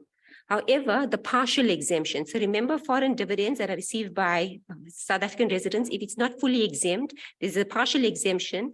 In the case of companies, 20/27%, or alternatively for individuals, I think it's 25/45. That is allowed as an exemption. So the effective tax rate for foreign dividends is around 20%. Now, one of the schemes, as I described that scheme where you have a deduction created in South Africa, dividends being paid by a foreign company back into South Africa, but subject to an exemption, SARS doesn't like that. Right? So in that case, they don't want that partial exemption to be available for those kinds of schemes. There's also appears to be a scheme where South African listed companies are being used to generate interest deductions. My understanding of how it works is that an investor would invest in a South African listed company, money will be taken offshore and come back as a financial instrument back into the country, generating interest deductions. Now, I don't exactly know how it works because I wasn't the architect of that scheme, but apparently there are those schemes that SARS wants to close down. Then from a foreign business establishment point of view, now remember, if you've got a controlled foreign company outside the country, there's two exemptions that could apply. And one of the most common, one of the two exemptions is the foreign business establishment exemption. Now, the reason why this has become quite a popular topic over the last 2 weeks has been the coronation case. SARS won at the Supreme Court of Appeal, and it was related to whether Coronation had a foreign business establishment in Ireland for the Irish controlled foreign company, right? And what's the legislation, what they're intending to do in the legislation is actually codify that coronation case and make it clear is that if you want to qualify for the foreign business establishment exemption, all the important functions for which that controlled foreign company is compensated for needs to be performed by the CFC itself or by another group CFC located in that country. So in other words, you cannot outsource your core functions. You have to be performing those functions yourself in order to qualify for the foreign business establishment exemption. And this is quite a big change. All of you guys that have got UK property companies that outsource all your property management functions, just be aware this could come back to bite you. Then with regard to the disposal of shares in foreign companies, currently there's a participation exemption. So if a South African resident owns more than 10% of the shares in the foreign company and holds that for more than an 18-month period, when those shares are sold, the capital gain or loss is disregarded. Right? And the idea around that is that they want those proceeds to be repatriated to South Africa. So there's that incentive to do so because it's not going to be taxed. Right? Now, one of the schemes that have come up is that participation exemption should not apply where you sell those shares to a non-resident company that forms part of your group or where your shareholders are substantially the same. Now, this particular thing does confuse me because I always understood paragraph 64B to always have that exclusion for connected persons. And you would be a connected person if you're part of the same group. So it looks like there must have been some kind of loophole that someone's come up with, and Treasury wants to close that loophole. Then related to the foreign return of capital from a CFC, remember when I mentioned, in order to qualify for the participation exemption, you must have held the shares for at least 18 months. That must apply where a foreign company is repatriating foreign capital to you. So in other words, a return of contributed tax capital. You must have held that company for at least 18 months in order to qualify for the exemption. Then from a withholding tax point of view, the rates remain unchanged. Dividend tax remains at 20%, royalties at 15%, and interest rate to non-residents at 15%, obviously subject to the application of a double tax agreement. So if the non-resident is resident in a country where we have a double tax agreement, these rates could be reduced. Then for public benefit organizations, there's a proposal to strengthen governance. Now, obviously, this is in addition to the announcements that were made regarding the submission of donation information, similar to your third-party data requests, where public benefit organizations have to submit all the data related to the 18A certificates that they issue to donors. Right? So in addition to that, to strengthen governance, remember, a public benefit organization must have at least 3 unconnected persons to accept fiduciary responsibility. And no single person may directly or indirectly control the decision-making powers of that entity. Now, there's a clarification that person in this context means natural person. Right? So that's the amendment that's coming through for public benefit organizations. So if you've got a PBO that's structured as a trust, you must have at least 3 unrelated trustees, and not one person can control that board of trustees. Then from a VAT point of view, there's no change to the VAT rate, but there are a few VAT proposals that I just want to highlight. The first is related to the VAT treatment of prepaid vouchers. And this is in the telecommunications industry where you buy a prepaid voucher. You don't necessarily have to redeem it for airtime or data with that particular service provider. In certain instances, you can use those prepaid vouchers to provide or to get obtain services from third parties as well. And the whole question around how the VAT on that kind of transaction works is going to be dealt with in legislation later this year. Then related to the temporary letting of residential accommodation, remember, this is something that was put into place in the legislation to allow developers of residential property where normally that would apply on the sale of that property. If they are struggling to sell those and they need to let it out to earn an income in the meantime, this is a dispensation that was put in place that they don't have to pay back all the input VAT that they claimed in the development of that property. Right? It's a temporary arrangement where they've got some relief from having to claw back the input VAT that they previously claimed. Right? Now, one of the sort of deficiencies in the legislation is that when you calculate the cost of the property, currently the definition does not include the cost of the land. Right? And remember, if you're a developer, it's trading stock. On the cost of the land, you would have been able to claim the input VAT on that position as well. So it really is an amendment to clarify what is the cost of the property that you need to take into account for VAT purposes. Then from a fuel levy point of view, again, I think it's the second year in a row, there's no change to the general fuel levy. There's no change to the road accident fund levy, but we will be paying 1 cent more per litre for carbon tax come April. Right? 1 cent, I think, is palatable. I can live with that. But as a percentage of the pump price, fuel levies are still a significant portion of the pump price. 28.9% of petrol goes to, of your pump price goes to SARS. So it's still a significant chunk of your total fuel bill that goes to SARS. Then something for food, so manufacturers of food stuff. So I think there's a recognition that because of load shedding, manufacturers of food stuff particularly have to invest in generators and so on. And included in the cost of the fuel that you put into your generator are the fuel levies. Right? Now, we already have a diesel refund system for mining companies, for guys that are involved in farming and forestry, as well as fisheries. Right? But they want to now extend that to those manufacturers of foodstuff. Unfortunately, what it does mean is that when Woolworths puts in fuel into their generators so that they can keep the cold chain intact for you to buy your goods at their store, unfortunately, they're not going to get that money back. It's only the manufacturers, so like your Tiger Brands, your RCL Foods, those kind of entities that would be able to claim back the diesel refund. If you've been involved at all in those companies that have, or in those entities that do claim this diesel refunds, you'll know that it's fraught with all sorts of dangers. And SARS, being the entity it is, likes to hang on with the money instead of refunding it to the taxpayer. So we expect to be audited quite extensively before you get any of your refunds. Then from a carbon tax point of view, the rate has changed from the 1st of January 2023. Last year, it was 144 Rand a ton. This year, it's moved to 159 Rand a ton. But remember, there's big increases coming in over the next few years. The first phase ends on 31st December 2025. And by then, they want the pricing of carbon to be $20 per ton. And $20 per ton is significantly higher than 159 Rand a ton that we're currently going to be accounting for. Then a big change for those carbon emitters that use alternative fuel sources. Up to now, because emission factors weren't calculated for certain types of fuel sources, no carbon taxes were paid on it. I've got a client that uses waste tires in their manufacturing process to generate enough electricity. They use waste tires to generate electricity. Currently, they don't pay any carbon tax on that component, simply because they didn't have any emission factors determined. They've now determined those factors, and it's in the legislation.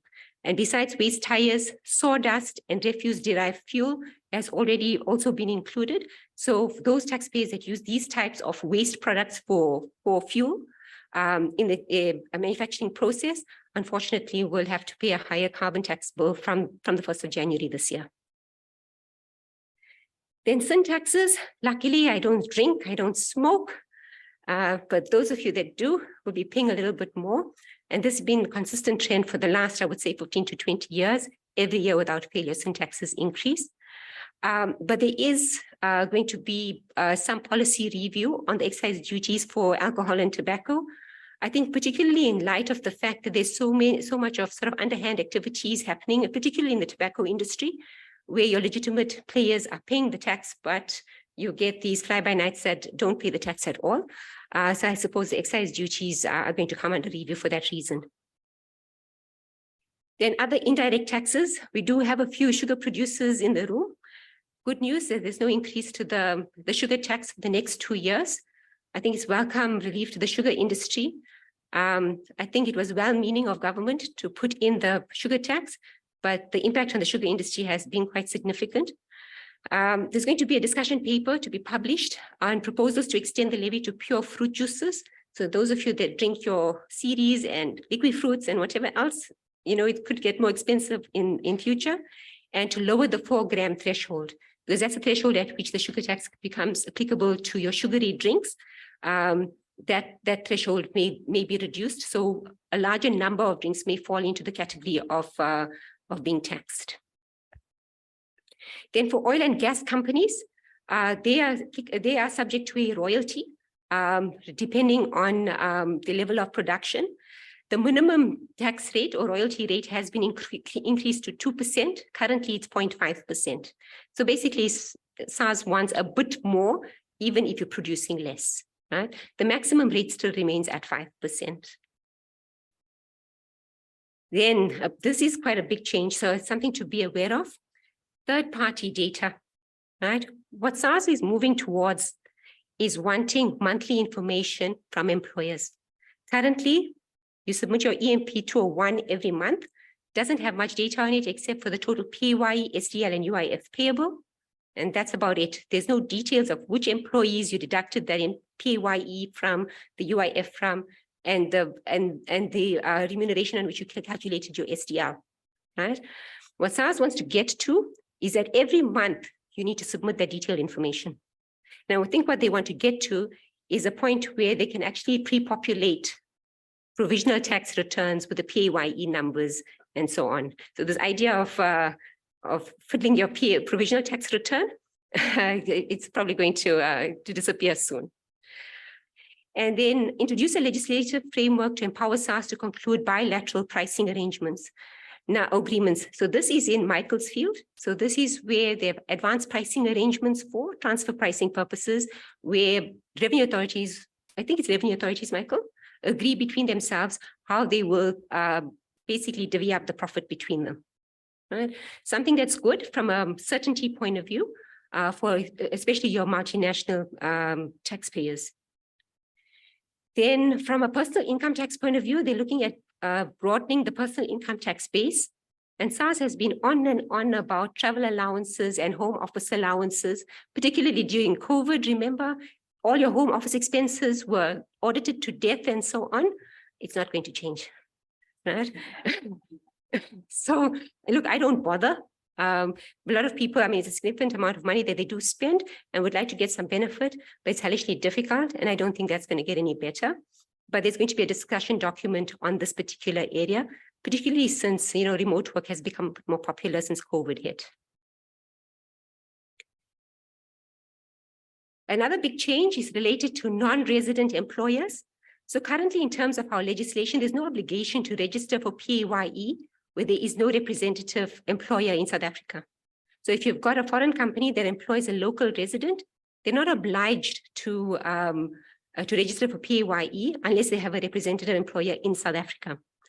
Now, I think SARS clearly feels that they're being out, you know, sort of out of pocket, because it's up to the employee then through their provisional tax payments and assessments to make tax payments to SARS. And SARS would prefer to get that money on a monthly basis rather than biannually, right? So I think where we're heading to is that non-resident employers will have to start getting onto the PAYE register. Then with regard to auto assessments, they want to extend the period of time available to a person who has been auto assessed to request a reduced or additional assessment. Because remember, if you've been auto assessed because SARS has got sufficient information to actually process an assessment, you have the opportunity to change that assessment if you've got more information that SARS does not have at their disposal. But at the moment, you've only got 40 days from the date of the assessment being issued to make that amendment.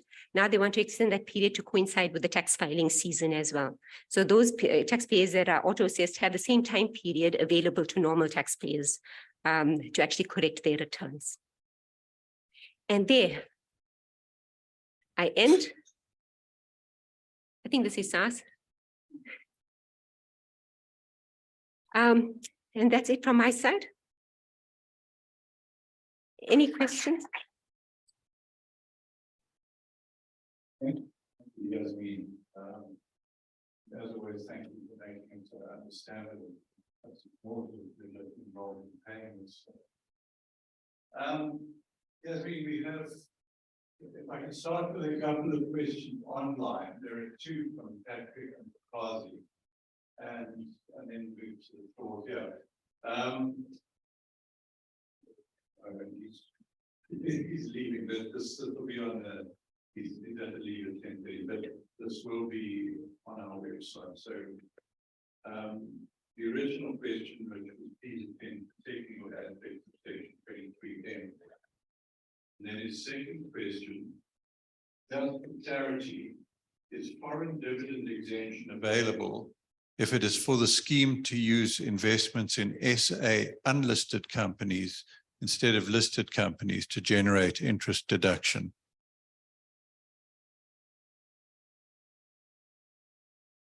Sure. So look, I don't know much about the scheme. All I know is what I've seen in the budget review, because I haven't seen the scheme myself. But I think the issue with the SA listed company, I think it's really the dual listed companies that they're looking at that are able to take money offshore, but still qualify for allowances or dividend tax exemption.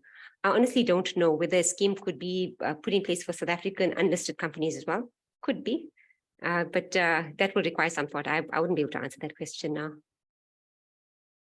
Okay, and then is there time for the section 23M unpack? Yeah. So remember, what's in the budget review is very high level proposals at the moment, right? And certainly they're not going to come into effect anytime soon. So the budget, the legislative process is the budget announcement is done now in February. The draft legislation is drafted and put out for comment in July. And that's when we'll see the actual changes that are being proposed in the legislation. And that's when you can actually analyze and analyze the impact of those changes. So there's certainly enough time. I don't believe that those changes will be effective immediately. I think it's probably going to be prospective that those amendments will come in. And I think there'll be sufficient time for taxpayers to make comment, to analyze and make comment on those amendments. Thanks, Yasmeen. Okay, from the floor, if you can just raise your hand and I'll bring the mic because people online can't hear if you're not speaking into the mic. Are there any questions? I think everyone's desperate for breakfast. So if there are no more questions, thank you very much for joining us. Please join us for breakfast. Those of you online, we'll send takeaways. Thank you very much for joining us. Michael, Yasmeen, both of you were brilliant. And as always, thank you. Okay.